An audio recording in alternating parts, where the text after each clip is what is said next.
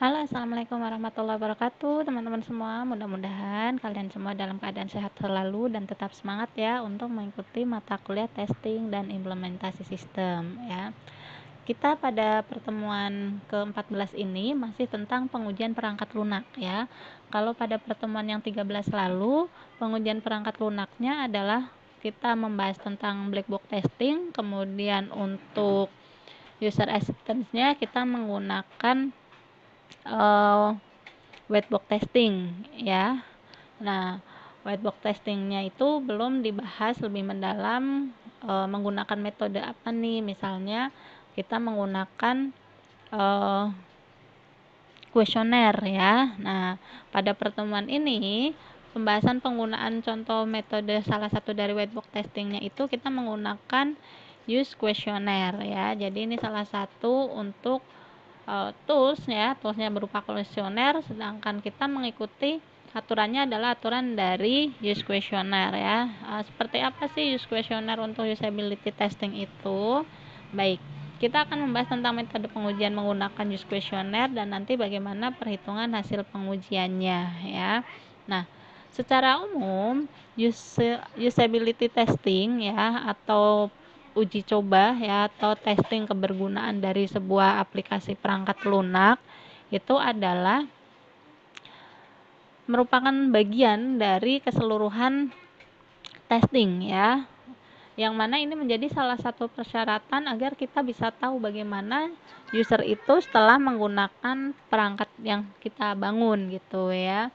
Baik, selanjutnya kita akan melihat bahwa usability testing ini juga berkaitan antara interaksi sistem dengan manusia sebagai penggunanya ya atau sebagai usernya. Nah, pengukuran dari usability sendiri terdiri atas beberapa kriteria ya. Nah, kriterianya ini kita tidak menentukan sendiri ya teman-teman, tetapi kita merujuk pada standar internasional yang berlaku. Misal adalah standar tentang usability ini, standar yang kita gunakan ISO ya, ISO-nya itu ISO yang 924111.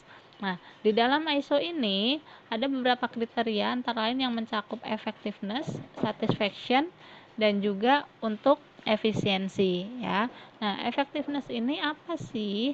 Effectiveness ini merupakan kriteria yang digunakan untuk mengukur ketepatan pengguna dalam mencapai tujuan ya, dan di dalam lingkungan tertentu gitu ya. Jadi misalnya pengguna itu menggunakan aplikasi media sosial, tujuannya adalah untuk memasarkan barang dagangannya misalnya. Nah, ketika menggunakan sebuah aplikasi media sosial itu apakah kemudian hasil penjualannya itu meningkat atau tidak gitu ya. Jadi sesuai dengan tujuan dari masing-masing pengguna, maka nilainya juga belum tentu sama untuk setiap aplikasi gitu ya.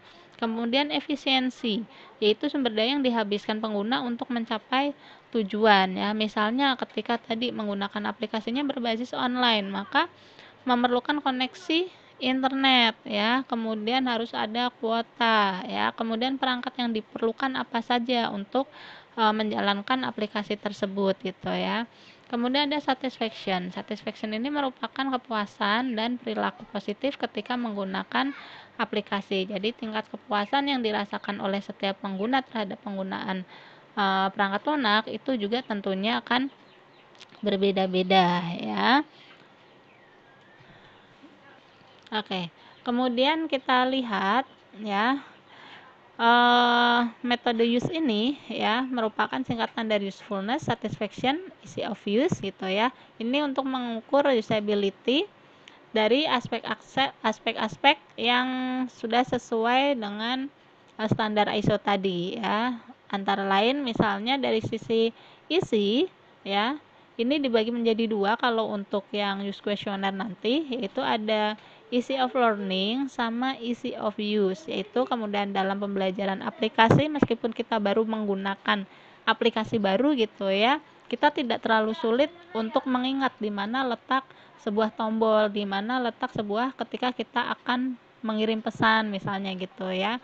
Kemudahan penggunaan pun sama, ketika akan mencari sebuah menu tidak apa istilahnya, menunya itu ada di dalam sub menu gitu ya. Jadi cukup mudah dicari dalam shortcutnya, misalnya disediakan oleh pengembang di bagian awal ya.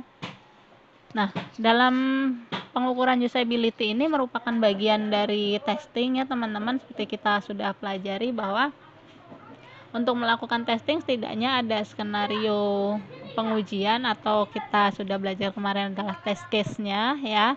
Kemudian harus diuji aplikasinya sesuai dengan skenario pengujiannya ya. Nah, setelah diuji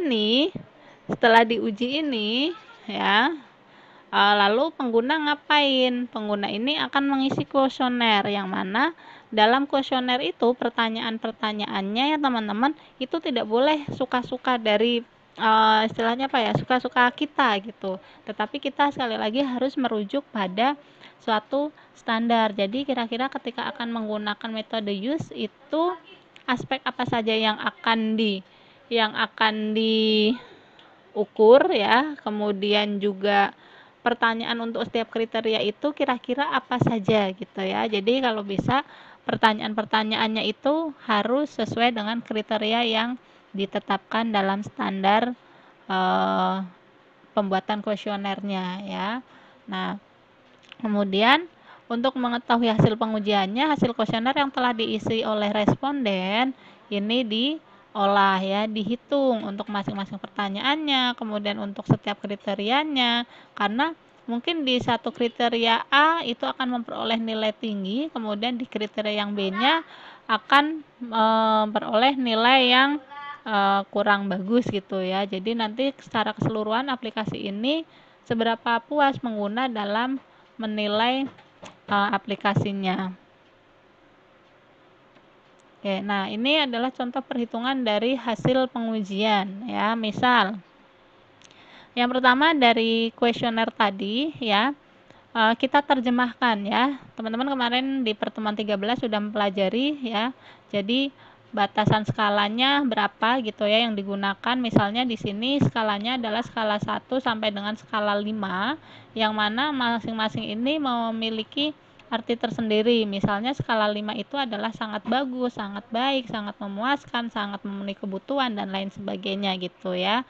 Nah, kemudian diterjemahkan ke dalam bentuk angka seperti ini ya, kuantitatifnya, untuk kemudian bisa kita hitung sesuai dengan masing-masing pertanyaan yang kita berikan kepada responden ya. Nah, di sini setiap skornya ini kemudian dijumlahkan. Nah, masing-masing jumlahnya kemudian nanti kita hitung sesuai dengan kebutuhan. Kalau misalnya di sini kita hitung berdasarkan kriteria, maka di sini kita masukkan ya angka-angka yang sudah kita peroleh ini ya, kemudian dibagi dengan jumlah skala ya, skala maksimal dikalikan dengan jumlah responden kita ya, sehingga diperoleh persentase dari kelayakannya tersebut gitu ya.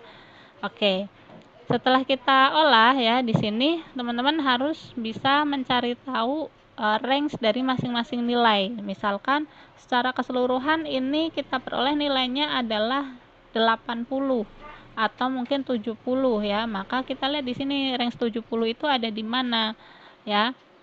Misalnya ada di kategori layak. Berarti kalau kita gambarkan ke dalam bentuk grafik ya hasil pengolahannya ini, maka harus bisa dibaca oleh si penerima informasinya ya, atau pihak-pihak yang membutuhkan. Misalnya dari grafik menunjukkan bahwa lebih dari 61,33% responden menjawab setuju pada sisi atau kategori kemudahan dan kenyamanan ya, easy of use dan satisfaction misalnya ya. Kan di sini ada easy of use, ada easy of learning, ada satisfaction, ada usefulness gitu ya. Nah, sehingga dapat disimpulkan bahwa secara keseluruhan sistem layanan ini ya, misalnya aplikasinya itu layanan haji, mudah digunakan dan kontennya mudah dipahami oleh petugas haji sebagai user yang mengoperasikan aplikasi tersebut misalnya ya. Nah, dari penjelasan kualitatif seperti ini diterjemahkan ke dalam grafik supaya kita lebih mudah dalam melihat hasilnya gitu ya teman-teman. Demikian, terima kasih atas perhatiannya, mudah-mudahan bisa membantu pemahamannya tentang penggunaan metode apakah suatu aplikasi kita sudah diterima dengan baik oleh pengguna atau belum gitu ya. Terima kasih atas perhatiannya, semangat selalu dan sehat selalu. Wassalamualaikum warahmatullahi wabarakatuh.